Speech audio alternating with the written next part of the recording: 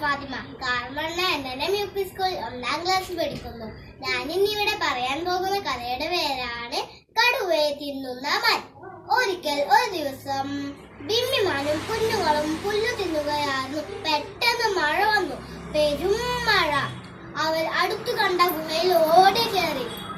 അല്പസമയത്ത് പുറത്തെന്തോ ശബ്ദം. ബിമ്മി ഉറക്കത്തിന് നെട്ടി ഉണർന്ന് ഗുഹയിൽ നിന്ന് പുറത്തേക്ക് നോക്കി. ദൂരെ നിന്നൊരു കടുവച്ചാർ ഓടി വരുന്നത് കണ്ടു. അയ്യോ, ഇങ്ങോട്ടാണ് വരുന്നത്. എന്റെയും കുഞ്ഞുങ്ങളെയും കഥ കഴിഞ്ഞത് തന്നെ. അവർക്ക് സൂത്രം തോന്നി. ഉറയും കിടക്കുന്ന കുഞ്ഞുങ്ങളെ മെല്ലെ കൊമ്പ് കൊണ്ട് കുത്തി. കുഞ്ഞുങ്ങൾ ഉറക്കെ കരഞ്ഞു. മിണ്ടാതെ ഉറങ്ങിക്കോ. ഇന്നലെ കടുവയെ പിടിച്ചു തന്നത്. ഇന്ന് ഞാൻ എവിടുന്നാ കടുവയെ പിടിച്ചു തരുക? ബിമ്മി ഗുഹയിൽ നിന്ന് ഉറക്കി പറഞ്ഞു. ഇത് കേൾക്കേണ്ട താമസം. കടുവച്ചാർ ഓടടാ ഓട്ടം. രക്ഷപ്പെട്ടു, ബിമ്മി പറഞ്ഞു. മഞ്ഞപ്പാച്ചിൽ പാന കടുവച്ചാർ കുറുക്കന്റെ മുന്നിലാണ് എത്തിപ്പെട്ടത്.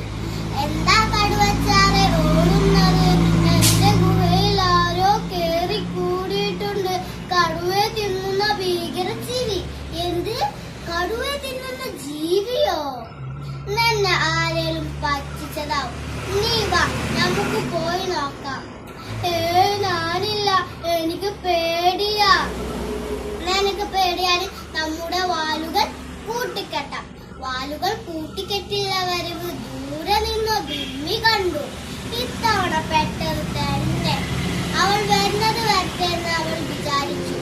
എന്താ കൂക്കച്ച, ഒരു കടുവയെ കൊണ്ടാവെന്ന് പറഞ്ഞിട്ട് എത്ര നേരായി. കുഞ്ഞുങ്ങൾ വിഷത് ചാവാറായി. ഏട്ടാ കള്ള കുറുക്ക, നീ എന്നെ വഞ്ചിക്കുകയായിരുന്നല്ലേ. ഇത് പറഞ്ഞ് തിരിഞ്ഞൊരോട്ടം.